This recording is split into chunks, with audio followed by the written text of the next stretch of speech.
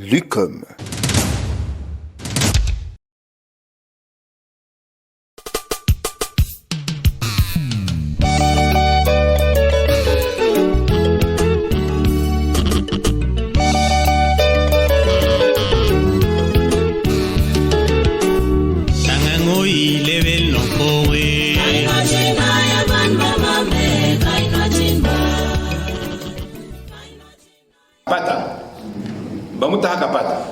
Dès que j'ouvrais la bouche, j'étais par terre. J'essayais, ils étaient sans pitié. Alors j'ai posé la question à un des messieurs qui me frappait beaucoup. Je lui ai dit, messieurs, d'abord, puis-je savoir au moins pour quel motif vous me retenez ici? Il ne me répondait pas. Et lorsque je me suis rendu compte, alors il y avait un ex-confrère qui travaillait dans la sécurité de Mobutu. C'est lui qui s'est infiltré et qui m'a dit, tu es ici, c'est très grave. Il faudra que le cardinal intervienne pour qu'il soit libéré. Et puis je me suis posé la question, alors j'ai compris que j'étais en danger, et voilà, il fallait peut-être mourir comme un homme et ne pas pleurnicher. Alors j'ai posé la question à un de mes bourreaux qui était là pour lui dire, mais monsieur, écoutez, non, je ne lui ai pas posé la question, je lui ai dit, monsieur, écoutez, je suis un homme de Dieu. Ce que vous êtes en train de faire ne vous apportera pas bonheur. Car Dieu ne punit pas sur le fait même. Dieu punit même après les enfants de ses enfants. Alors, vous commencez à me maudire. Alors, il m'a dit en lingala, Oza sangwa lokuta. Ça veut dire, tu n'es pas un vrai prêtre. Le prêtre, sa place, la sacristie, la messe. Nous, on a connu des prêtres ici, mais c'était les pères de Skeut, des Blancs. Ils priaient, ils étaient bien. Ils ne se mêlaient pas de la politique. Pourquoi toi tu veux faire la politique? C'est en ce moment-là que je me suis vite rendu compte que c'était grave. Vous allez comprendre pourquoi, mes chers amis, je suis très engagé dans le social. Comme je vous l'ai dit au début de mon intervention, je suis inspiré par le prophète de la justice sociale, le prophète Amos. Mais je vous ai dit que la parole de la Bible, la parole de Dieu qui dit à Moïse, « J'ai vu parfaitement la souffrance, la misère de mon peuple en Égypte. Va, je t'envoie. » Et d'une manière ou d'une autre, à chacun de nous de voir comment, à son tour, il pourrait être ce Moïse envoyé par Dieu, pour honorer les attentes et les espoirs que notre peuple a placés en chacune d'entre nous. Alors je termine en disant, ce petit article écrit au Cameroun par un étudiant en théologie a fait couler beaucoup d'encre. J'ai été dans le système du gouvernement, parce que vous avez suivi tout ce que j'avais dit au sujet du gouvernement et du président, vous avez suivi tout ce que j'avais dit concernant les évêques, donc j'étais un homme isolé. Isolé par le pouvoir, isolé parce que ce n'était pas tous les évêques, mais les évêques étaient mes contents. Surtout que c'était mon confrère qui était cardinal à l'époque. Mes confrères m'ont condamné. Pourquoi tu as écrit cet article? Alors je ne savais pas que cet article était lu aussi par le feu Étienne Tshisekedi. Mon oncle paternel a été son chef de cabinet, je ne sais pas comment. Un jour, il m'a invité chez lui. Nous sommes en 1995. C'était 3 mois après mon arrestation. Alors il m'a dit, voilà, j'avais lu ton article, je ne savais pas qu'il l'avait lu. En ce moment-là, il m'a parlé, il m'a encouragé, il m'a parlé de Mobutu. Alors il m'a dit ceci en Chiluba. Mon fils, ne t'en fais pas. Mobutu, Bouzonza, je dis. Ça dit Mobutu a une position accroupie. Il dit, tout le monde doit tomber. Ça, c'est ce que papa Etienne avait dit. Tout le monde doit tomber. Alors, qu'est-ce qu'il a fait? Il m'avait, j'ai des photos avec lui, je n'ai pas ici. Un historique de l'UDPS, écrit par un certain Paul Gabriel Kapita Chabani, qui lui avait dédicacé. Je ne sais pas s'il est encore en vie. Et nous sommes au mois de janvier 1995. Papa Etienne m'avait offert ce livre. Et il m'avait donné un autre que je garde, Le phénomène Tshisekedi. Et je lui ai dit, lorsque j'ai été à ses obsèques à Bruxelles, j'en avais parlé aux gens qui m'avaient interrogé. Pour vous dire que, mes chers amis, Ce n'est pas parce que je vis en Europe. Non. Je n'ai pas écrit cet article pour dénoncer les injustices sociales en Europe. Je l'ai fait en Afrique. Comme on vous l'avait dit dans mon CV, je suis né ici. Dans la maternité des Sœurs missionnaires de Christ roi ici. J'ai vécu en face. L'école primaire ici, secondaire ici, j'ai été professeur au lycée Notre-Dame de la Jeunesse maintenant. J'ai été touché par la misère de nos frères et sœurs. Je termine par là sans entrer dans les détails parce que j'ai débordé un peu le temps qui m'a été imparti. Je vous remercie.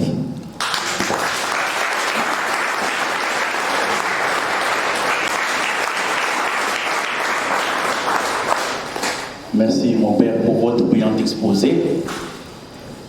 Je ne voudrais pas me risquer de résumer tout ce qu'il a dit. Je vais juste souligner quelques aspects qui m'ont frappé. Le père nous a dit que l'objectif de cette rencontre, c'est de nous sensibiliser tous au développement durable de notre espace Grand Kasaï. Où lui, dans son expérience, il nous dit ce développement, c'est l'affaire de nous tous et de chacun et chacune de nous ici présents. Ce n'est pas une affaire que d'autres viendront faire à notre place. Nous avons trop attendu, maintenant c'est le temps de se mettre au travail. Cette conscience s'est aiguisée en lui, d'abord par la lecture du prophète Amos.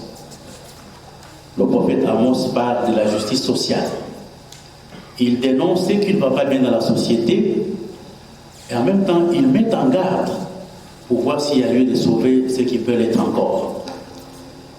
Ici, c'est une double mission, annoncer et puis dénoncer. Annoncer ce qu'il y a à faire, ce qui va mieux, mais aussi dénoncer ce qui va à l'encontre de ce qui devrait être, notamment les injustices, la mégestion, l'effritement des valeurs.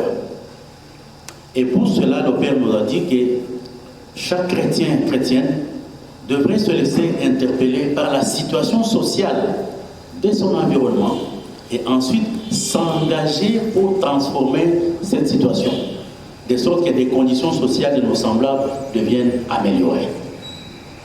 Et lui, déjà à l'époque, en 1994, il avait écrit un article.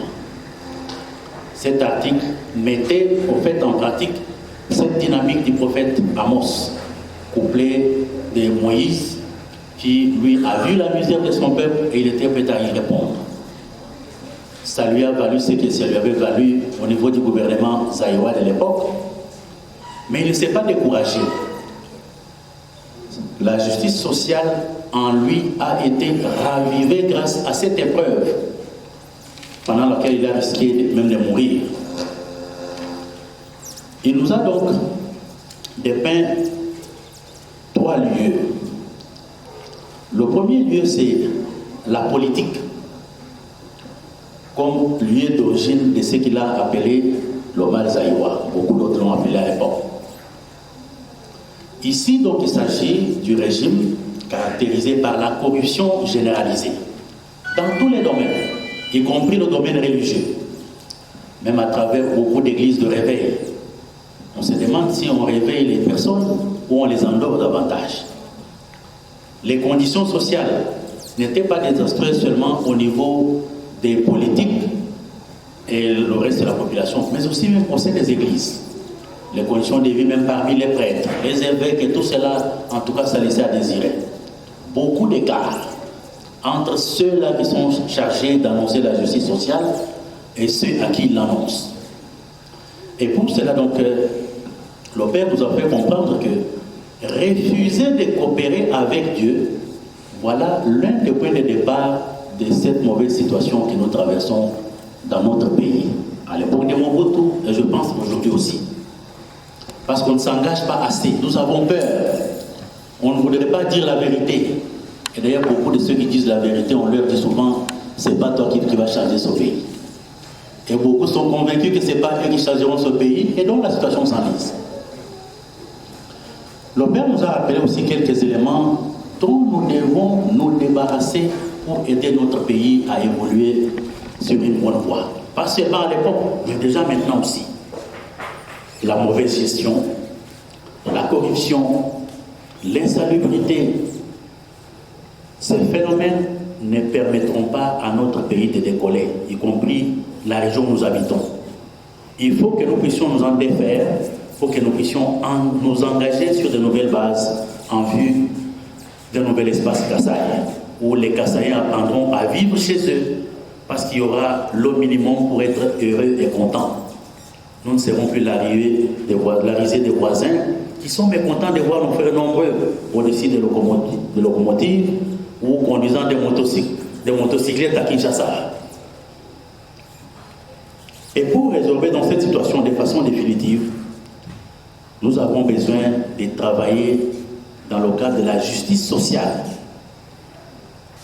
au niveau de toutes les structures de notre société.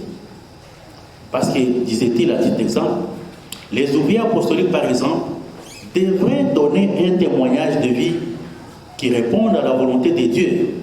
Ce témoignage évangélique qui conduit donc à la transformation des conditions sociales de nos concitoyens. Notre Église, quand bien même il y a des beaux messages que nos pères évêques publient régulièrement, le père nationaliste a trouvé que souvent ces messages viennent en retard. C'est comme l'ambulance qui arrive toujours quand le pire est déjà là. C'est comme les pompiers qui arrivent quand la maison a déjà brûlé en moitié ou deux tiers. Donc, il souhaite plutôt que l'Église institution cesse d'être absente sur la scène politique, que ses interventions cessent d'être tardives et souvent évasives. Quand il le faut, que l'Église intervienne au moment qu'il faut, en désignant éventuellement des acteurs dans l'un ou l'autre sens pour que les choses puissent s'améliorer.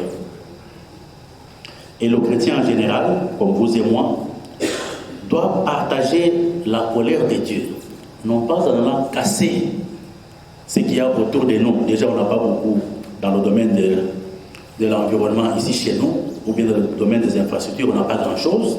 Ce n'est pas ça qu'il faut casser. Il faut plutôt casser les circonstances qui conduisent à ce que les conditions de notre population soient désastreuses. Chacun de nous en a les moyens. Vous pouvez dénoncer en faisant le bien là où vous vous trouvez, dans votre secteur, vous contribuez déjà grandement à cela. Dans cet aspect donc, nous devons apprendre à dénoncer avec courage les injustices et abus de toutes sortes, et quelle que soit leur origine. Le silence est antisocial. Le silence est injuste. Le droit à la justice en faveur des pauvres et des petits, voilà ce qui devrait motiver nos actions au quotidien. Et pour cela, nous avons tous besoin d'une conversion aux valeurs de justice sociale pour que nous puissions changer les conditions de vie là où nous sommes. Voilà en résumé ce que j'ai pu retenir de l'intervention du Père.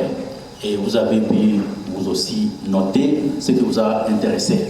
Parce que tout à l'heure, nous aurons le débat et peut-être les questions d'éclaircissement. Intervenant de ce jour, donc je vais me risquer de la présenter. Donc c'est une dame qui est à ma droite.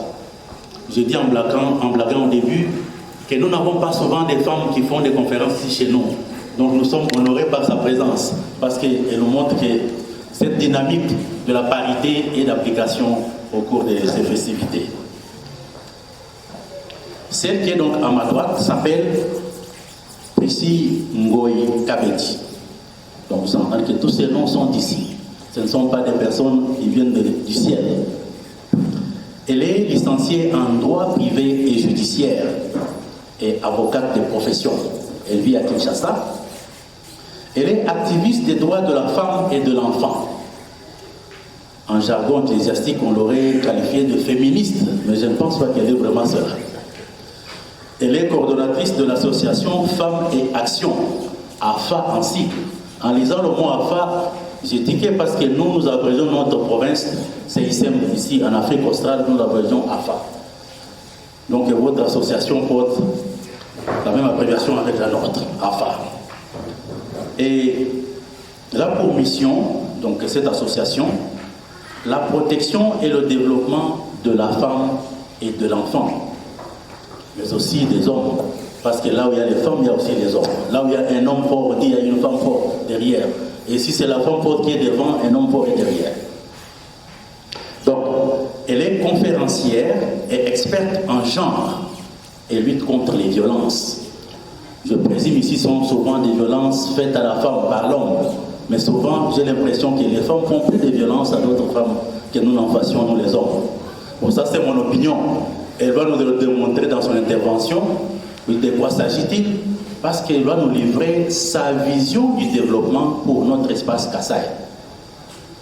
Voilà, vous avez la parole et j'espère que l'Assemblée ici sera très confortée de vous entendre. Merci d'avance. Merci beaucoup. Madame le maire, révérend père, révérende sœur, monsieur le bâtonnier, chers élèves, chers enseignants, chers invités à vos titres et qualités, nous vous saluons.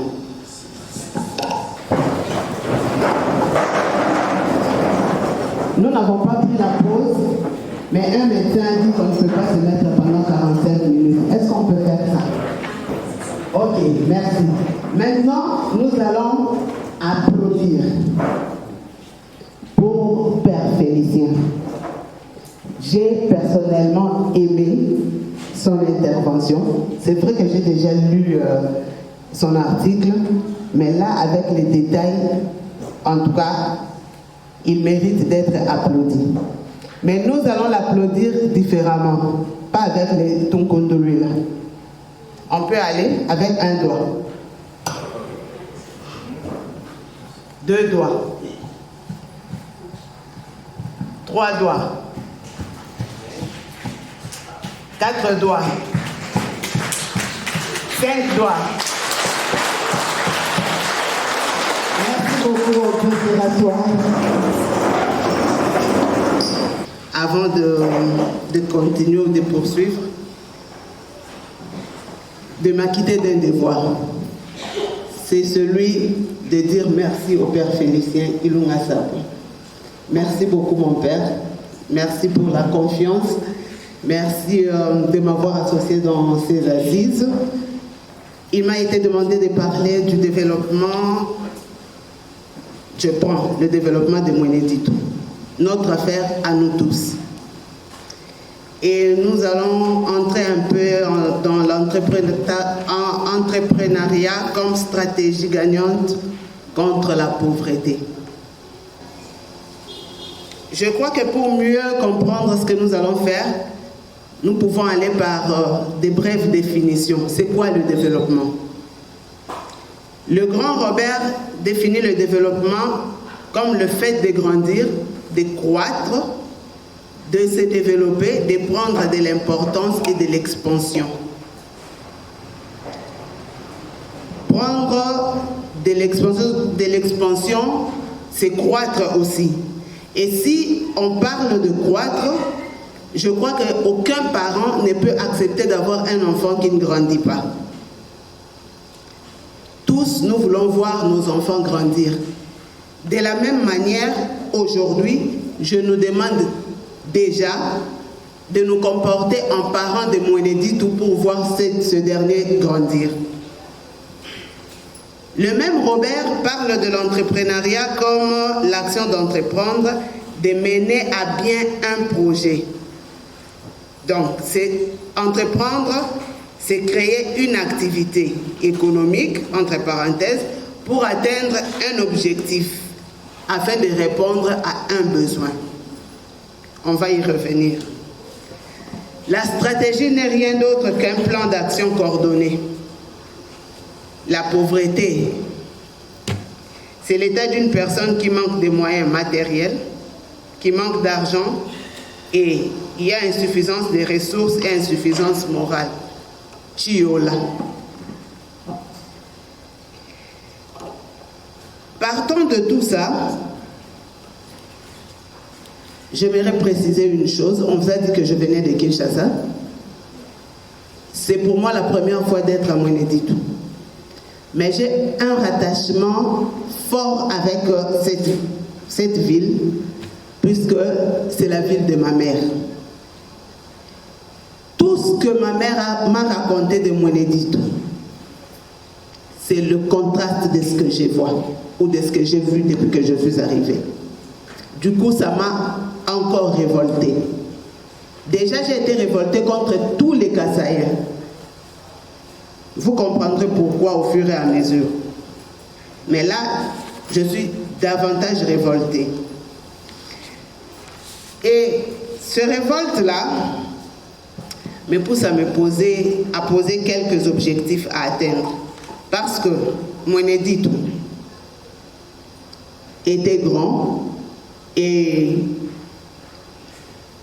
sur le plan géologique, sur le plan politique et même sur le plan économique, en principe, après le découpage, c'est Mweneditu qui devait être le chef-lieu de Lomami. Malheureusement, ou heureusement, je ne sais pas, elle ne l'est pas. Mais pourquoi? Est-ce qu'en nous pouvons nous poser cette question? Pourquoi Mweneditu est comme ça? Pourquoi elle n'évolue pas? Est-ce que nous devons attendre que le président de la République vienne faire développer cette contrée? Ou nous-mêmes, nous pouvons nous comporter en parents pour le faire développer? Et si nous, comme je nous l'ai demandé au début, nous devons nous comporter en parents, nous devons donc avoir des objectifs à atteindre parce que, après toutes ces définitions que nous avons lues, on ne saura pas atteindre quelque chose si on n'a pas d'objectif. On n'aura pas de résultat. Je crois que l'objectif ici, c'est qu'ensemble,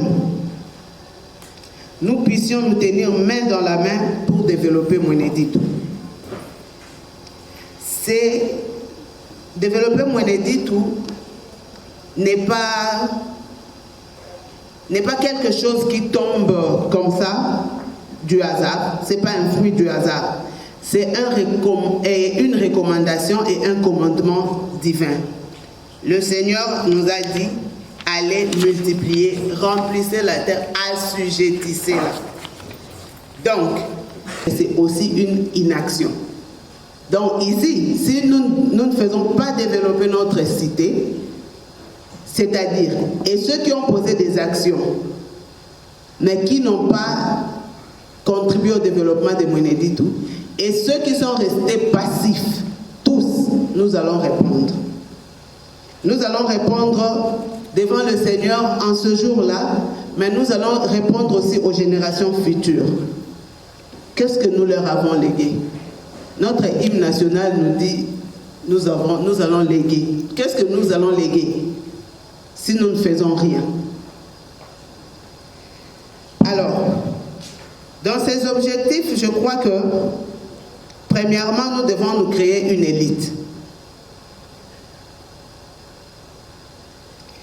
Élite, c'est-à-dire avoir des gens ou des cerveaux qui réfléchissent et qui pensent. Je suis contente de voir que dans cette salle, il y a les enseignants et les élèves. J'ai un grand respect pour les enseignants parce que ce que je suis aussi aujourd'hui, c'est à cause des enseignants. Les parents ont fait leur travail, oui, mais ce n'est pas à la maison qu'on m'a appris à dire victoire. C'est mon prof de français qui me disait, on ne dit pas victoire, parce que quand tu dis victoire, tu coupes, vic reste au-dessus, doigt va en bas, et puis ça casse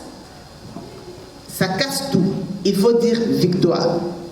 Et chez moi à la maison, on me disait, tout dit nimulongu wa jima, jijima majima, jingaya mangaya. Donc avec les jima, je ne pouvais pas me tenir devant beaucoup de gens, sauf le peuple kassaïen. Alors nous avons besoin d'élite. Une fois de plus, merci Père Félicien pour le complexe scolaire Sabwe Lunga, Sabwe Chilonda. Mais nous demandons aux enseignants de faire encore un effort parce que nous avons besoin d'élite. Nous manquons d'élite, je dis tout de suite non, mais nous en avons encore besoin. Les élites qui existent déjà, nous les interpellons, puisqu'on en a vu à la primature, à l'Assemblée nationale, on en a vu, et nous allons les traquer, ils vont revenir ici. Le deuxième objectif, je crois, à mon humble avis, c'est de faire travailler tout le monde, sans exception. Tout le monde doit travailler. On va y revenir, comment et pourquoi travailler. Et puis, le dernier objectif, c'est avoir une province, si pas une cité épanouie et développée, afin d'arrêter avec l'exode rural qui permet aux autres de se jouer de nous. Le Père l'a dit. On se joue de nous, sérieusement. Qu'est-ce qu'il y a chez vous? Vous n'avez même pas construit chez vous tout ça. Mais si aujourd'hui, nous nous révoltons tous contre la précarité qui existe chez nous, rassurez-vous, on va nous respecter comme dans le temps. Qu'est-ce que nous pouvons faire? Là, nous sommes déjà dans les solutions ou les propositions des solutions. Qu'est-ce que nous pouvons faire pour développer Mweneditu? 1. Nous devons prendre conscience de ce que nous avons comme talent d'abord et comme ressources après. Qu'est-ce que vous avez? Qu'est-ce que vous savez faire? Puisque dans chacun de nous, Dieu a mis les talents. Qu'est-ce que vous savez faire? Vous savez coudre, alors allez-y. Vous savez transmettre, allez-y. Vous savez cultiver, allez-y. Vous savez pêcher, allez-y. Que chacun se découvre. Il est ici question de faire une introspection. Qui suis-je? Qu'est-ce que je peux faire? Qu'est-ce que je sais faire? Et quand on se pose cette question, on se découvre et finalement on pose des actes concrets et bénéfiques pour les autres, pour nous-mêmes aussi. Mais si on ne se découvre pas, je l'ai dit hier aux élèves, tu as la capacité de devenir, je ne sais pas, avocate ou journaliste parce que tu parles trop comme Priscille, mais tu t'hasardes pour aller faire, je ne sais pas, le chant ou quoi là, mais tu ne vas pas arriver. Si tu es fort, tu sens que tu seras un bon médecin, mais tu te dis non, je dois être avocate. Mais attends, tu seras là, en face, excusez-moi monsieur le bâtonnier, en face du bâtonnier, un plaideur, mais tu ne feras rien. Il va parler, il va convaincre le tribunal, il va convaincre le ministère public et il te convainc toi-même. Il convainc même ton client qui est dans la salle. Finalement, ton client te fouille, il va là-bas. Et lui, il aura beaucoup de dossiers, toi, tu n'en auras pas. Après, tu vas dire, Bando à quoi? Qui t'a loué? Toi-même. C'est toi-même, puisque tu sais pas ce qu'il faut faire. Découvre-toi toi-même. Si tu te découvres, ne vous en faites pas. Dans peu de temps, les choses vont changer. La deuxième des choses, c'est étudier la faisabilité ou comment atteindre nos objectifs. Ça, nous pouvons le faire ensemble, nous pouvons le faire individuellement, nous pouvons le faire par groupe selon les compétences. Les médecins se mettent ensemble pour étudier la situation de Mweneditu. Est-ce qu'à Mweneditu, nous avons un grand centre médical?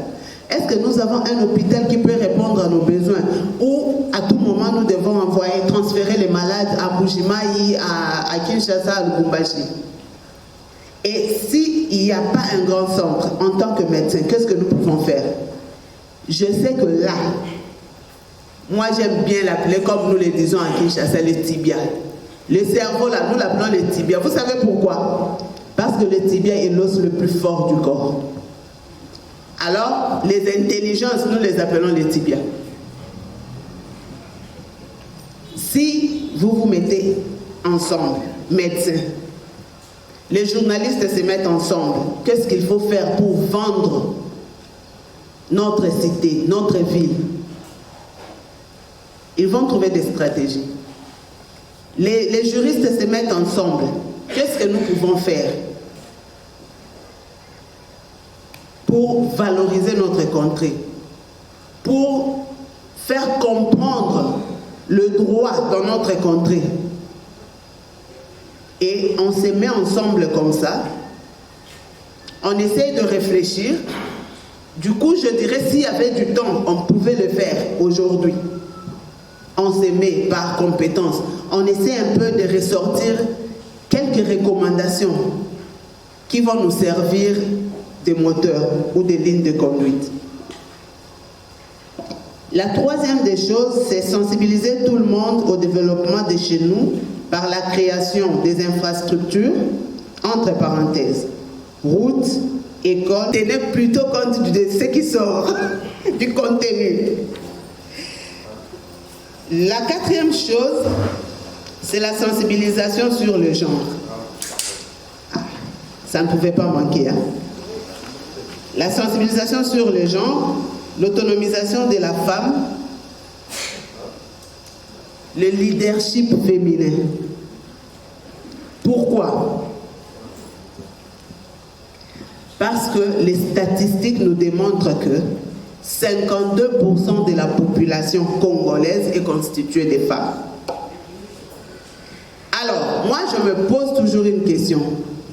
Les 42% qui restent là, ce sont les hommes, n'est-ce pas? Et si ces hommes, parce que parmi eux, il y a les fonctionnaires qui ne sont pas payés, il y a les jeunes qui sont étudiants, il y a les chômeurs, quel pourcentage nous reste de ceux qui travaillent? Je ne sais pas. Mais les 52% dominants, si nous ne faisons rien, la RDC ne va pas se développer. Je ne maudis pas mon pays, je l'aime beaucoup, mais je dis la réalité. Il y a les femmes dans cette salle.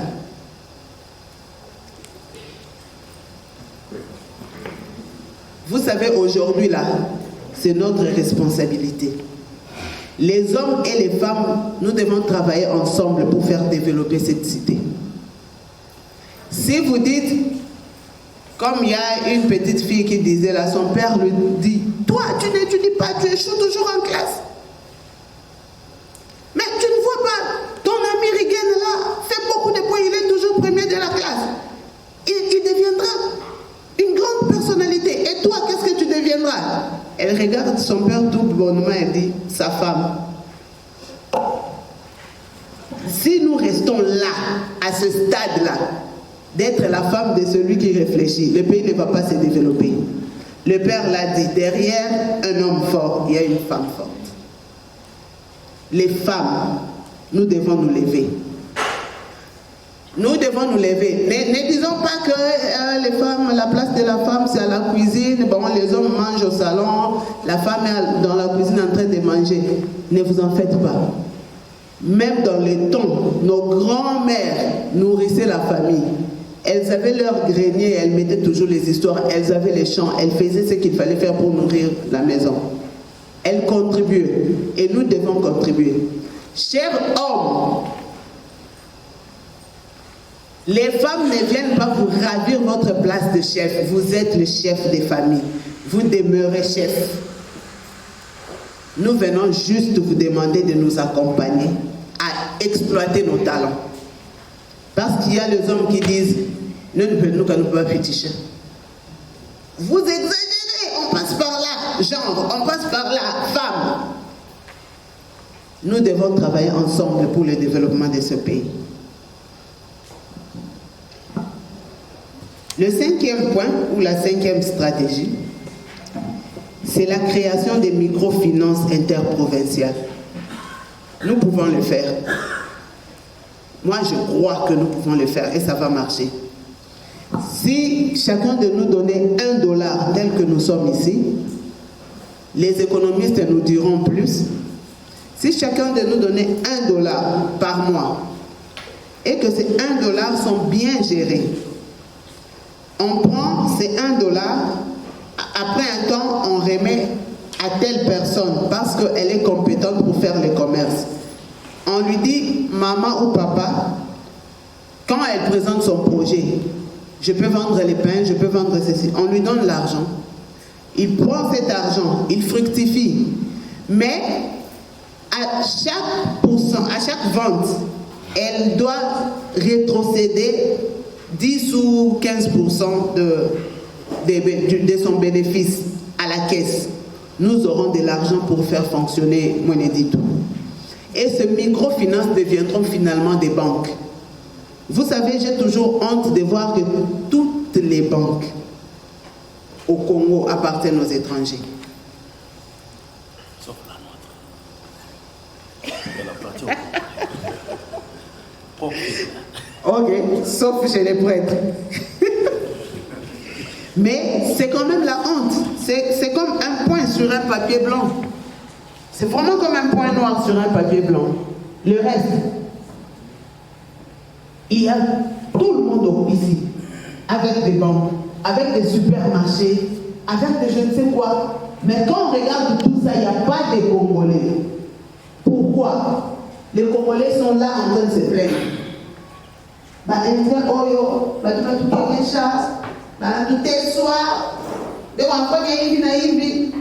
Mais toi-même, Congolais, qu'est-ce que tu as fait?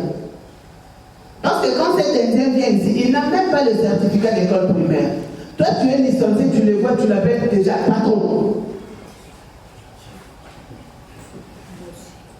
Mundele. Qui vous a dit que les Indiens sont les Mundele? Encore moi, mon prof de géo ne m'a pas dit ça. Ils ne sont pas des Mundele. Moi encore, on les parlait. Mais quand on les voit, patron, boss, Mundele. Et eux, quand ils voient ça directement, ils se mettent là où vous les avez placés. Et c'est fini. Tous les supermarchés appartiennent aux Indo-Pakistanais.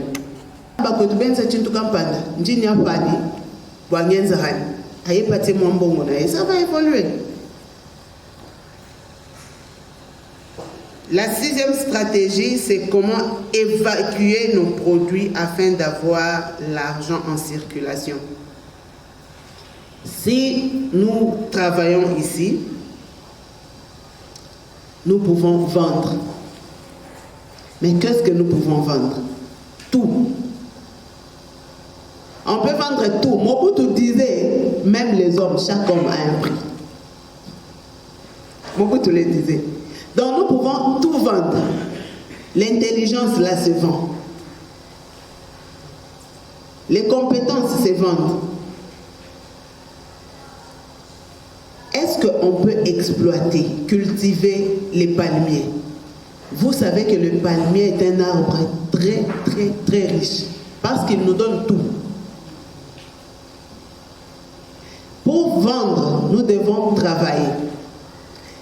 On peut procéder à la formation des mamans, des jeunes qui veulent une formation sur la transformation des produits de première nécessité. Mafuta, sabana, miel, des petits trucs, la confiture par exemple. On a des fruits ici, on peut faire la confiture et vendre. On le fait. Et sur ce point-là, le Bas-Congo bat le record. Hein? Le Congo central bat le record. Ils ont des produits, même les piments. Nous pouvons mettre les piments dans des boîtes bien écrites là, on écrit, je ne sais pas quoi là, des Monedito. On évacue. Le train vient ici.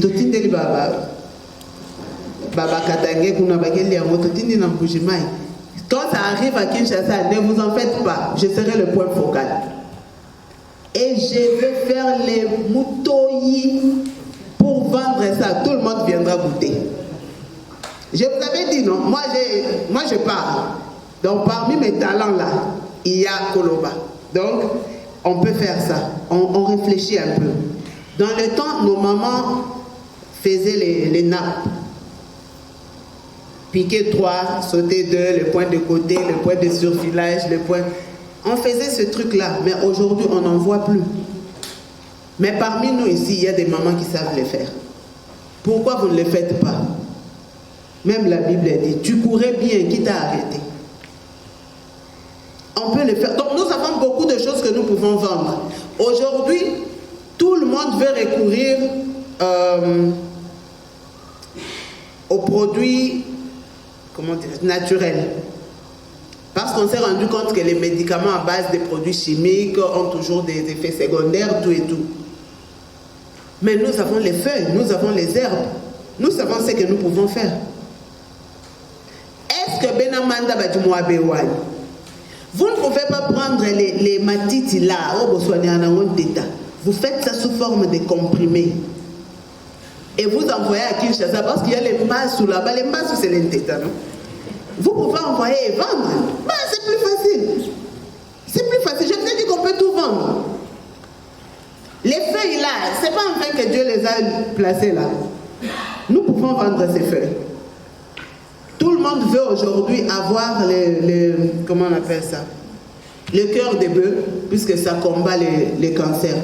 Mais on consomme le cœur de bœuf fruit. Il y en a qui prennent les feuilles, qui bouillissent, et puis c'est fini. Mais parmi nous ici, il y a des gens qui peuvent transformer ça, ces cœurs de bœuf là, puisque ça s'abîme à tout moment. Au lieu de les vendre comme fruits, on peut les transformer en comprimés, et puis on fait des médicaments. Moi, je sais qu'il y a des intelligences ici.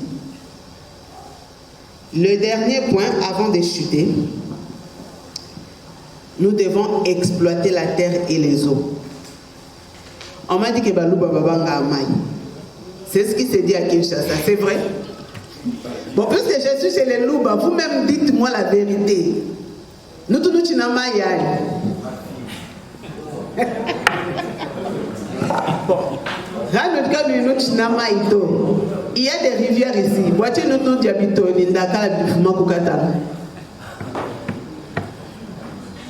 d'interrogation. Bikela, Michipa il dit foi ni vieillesse. Parce qu'il n'y a personne pour faire la pêche. On peut faire la pêche. On fait la pêche, on prend ces poissons-là, on fait nos propres bitoyo et puis on les envoie à Kinshasa. Je vous ai dit, je serai notre point focal. On peut les vendre. En venant de Mbujimaï, j'ai vu de l'espace partout là-bas. On peut les exploiter. On peut cultiver et vendre. On peut cultiver et vendre. Après notre microfinance, notre banque, nous pouvons nous acheter un avion. Qui le croit? Moi je crois. Nous pouvons nous acheter un cargo. On produit nos histoires ici, on va vendre à Kinshasa, à Lubumbashi. Pourquoi pas à Bukavu? Pourquoi eux ils doivent nourrir toute la République et pas nous? Donc ça doit nous révolter. Nous avons une terre. Et la terre est là, il n'y a rien. Moi j'ai vu. Je vais vous livrer un secret. J'aime les champs et je le fais au plateau de Batéké. Maintenant, je viendrai le faire avec vous ici. Les champs, quand ça produit, on peut manger. On aura tout. Et exploitons notre terre. Dieu a dit, assujettissez la terre, multipliez, exploitons notre terre, s'il vous plaît. Exploitons notre terre. Dans la terre, il y a beaucoup de choses. C'est en exploitant qu'on va découvrir qu'il y a d'autres choses qu'on ne connaît pas. Des minéraux, on pourra les retrouver. Moi, je ne pense pas qu'au Kasaï, il y a que les diamants, je ne crois pas. Je ne crois pas. Il y a autre chose. Mais c'est en exploitant la terre que nous allons découvrir certaines autres choses. Bon, par rapport aux champs, je reviens à Madame le maire. Madame le maire souffrait vraiment, hein, comme on dit en Lingala, puisque vous êtes là, pour stimuler les gens à faire le champ. Je suis en train de vous livrer comme ça mes micro-projets.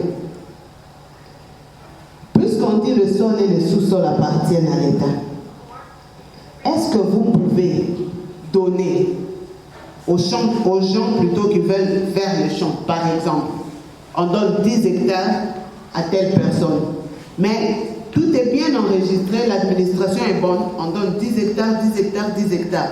Après récolte, les 1 hectare reviennent au gouvernement de Mweneditu, à la mairie. Donc, on vend les 10 hectares. La personne qui a fait le champ prend les ressources de 9 hectares ou 8. Les 1 ou les 2 là, les ressources entrent dans les trésors publics. Et pour faire développer cette cité, c'est possible.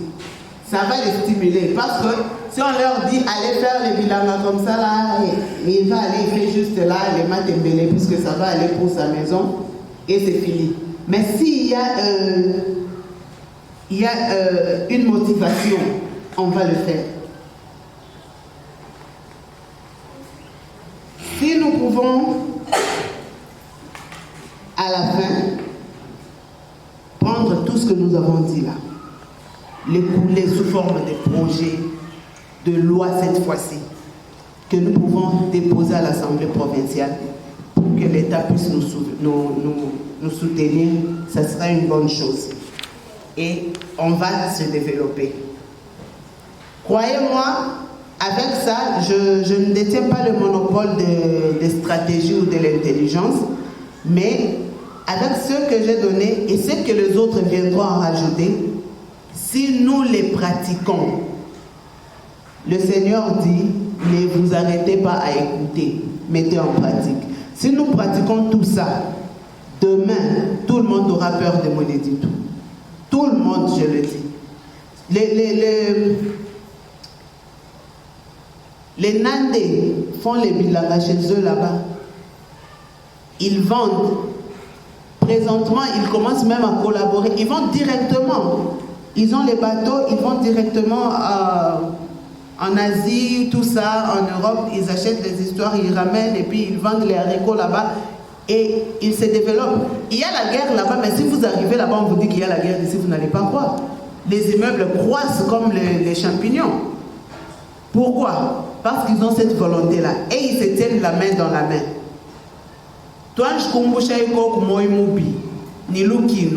On les jette. Tenons-nous la main dans la main.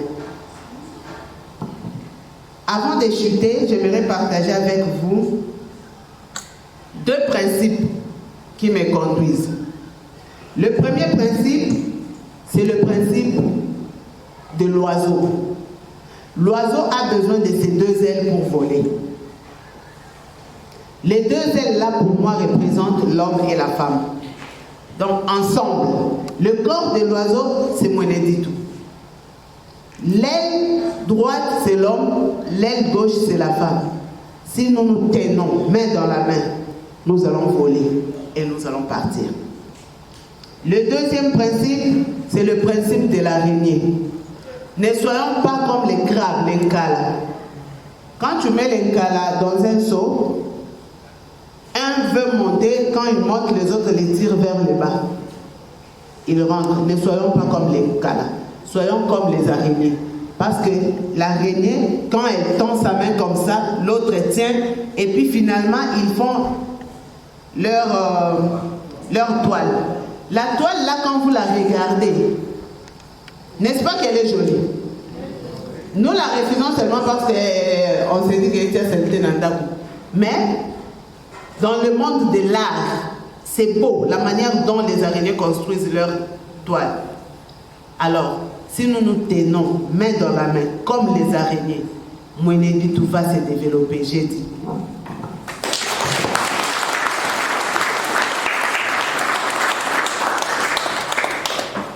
Est-ce qu'on peut l'applaudir encore une deuxième fois? L'idéal commun que nous devrions avoir pour son développement. Et nous présente des stratégies pour que nous arrivions à développer notre milieu. Dans ces stratégies, il y a comme préalable, c'est constituer une élite. Une forme d'aristocratie, j'allais dire, mais pas une élite théoriste ou théoricienne tout simplement. Une élite des gens qui savent où est-ce qu'ils veulent aller et qui se tiennent main dans la main pour le développement de la région. Ici aussi, nous invite au travail. Des paresseux, des personnes oisives ne pourront jamais développer notre zone. La loi du moindre effort ne devrait pas faire partie de ce que nous vivons. Cela nous conduira donc à avoir une province, une ville, des quartiers et toute autre institution épanouie. Et parmi les stratégies qu'elle nous propose, il y en a donc 7. La première stratégie, c'est de prendre en compte nos talents. Il y en a parmi vous qui ne pensent pas qu'ils auraient quelque chose à offrir. Non, chacun de nous peut offrir quelque chose. Il faut savoir identifier ce que vous avez comme talent en vous. Savoir se connaître. Et puis, savoir aussi ce que l'on peut offrir à la grande communauté. Découvrir nos talents nous permettrait donc de les agencer pour qu'elles puissent servir au bien-être de nos concitoyens. Deuxième stratégie, c'est d'étudier la faisabilité de ce que nous voulons faire. Souvent, nous avons de bonnes idées, mais quand ces idées sont mal orientées, les résultats escomptés ne peuvent pas se faire voir. Ou parfois, nous faisons mal ce que nous faisons au lieu de le faire d'une autre façon. Parce que